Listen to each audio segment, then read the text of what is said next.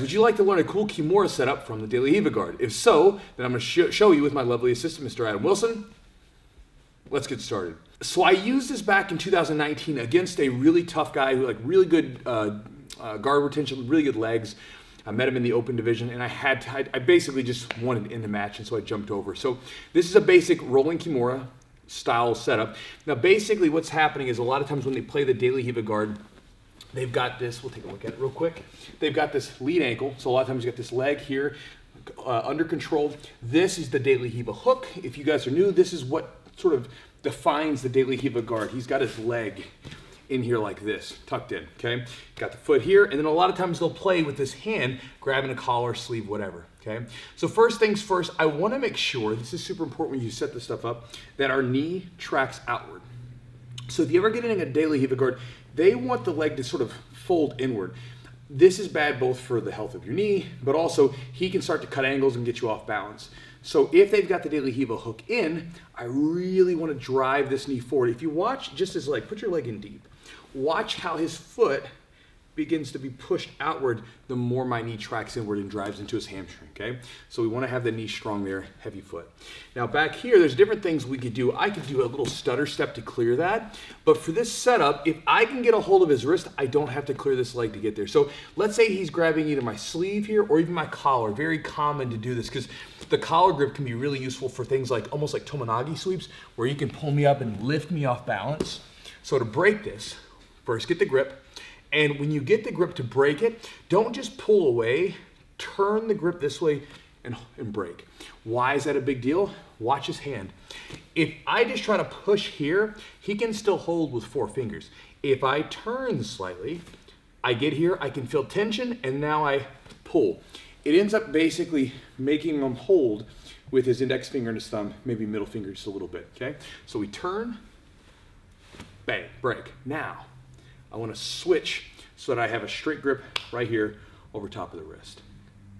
Now from this position, all I'm going to do is I'm going to do basically a front roll over top and get the catch. I'll talk about what to happen if he gets my leg caught. From here, we've got the Kimura grip, the figure 4 lock. We'll pin this tight to the body. A couple of common reactions that you'll have. One is he'll try to come up towards you. If he tries to come up, we can slide right into the back here. Again, if I can get this hook, I can kind of rock him back, or I can drive forward just a little bit, rock myself right back into it. And now we've got a nice strong grip here for the back control, right? But sometimes they will hold onto that leg. So I get the grip here, I roll through, and he's holding this. This happens, right? Simply take your leg and your foot and kick this knee out of there. And now you're in a good spot, and we're in this T position where we can attack from. And again, if he doesn't come up, if he does stay down for any reason, I can always come up and begin to work a basic Kimura style grip here to either finish a regular Kimura or even throw it over and get into something like the Tariko Plata. So one more time, we're in Daily Hiva. He's got a good grip here. Again, drive the knee out to sort of weaken that Daily Hiva grip, the Daily Hiva hook. From here to break this grip, turn, create tension with your upper back, and pull with your hand, switch and grip.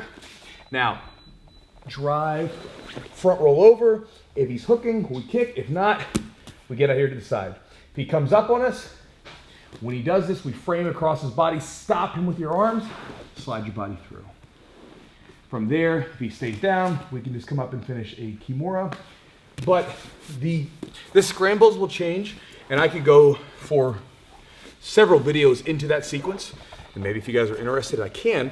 But the rolling Kimura is just a way to sort of create some interesting scrambles and some different things to throw into the mix. So if you get into Daily Hiva guard, you're having trouble passing it, great legs, whatever, you can start to look for the rolling Kimura. And it's not just from the Daily Hiva. If they're in any pass or if you're passing and they're in any position where they're reaching out the arm, if you can get that grip, seated positions, Daily Hiva, whatever, a lot of times the rolling Kimura is there, and it's a fun thing to throw into the mix and to mix things up a little bit. And as fun as it is, because it's, you know, a jumping, rolling move and can kind of look, quote, flashy, it's pretty fundamentally sound. And usually if it doesn't work, you can typically break away and just simply get back up to a passing position. So just an idea to share with you, something to try the next time you're training. And I'm finished. Adam?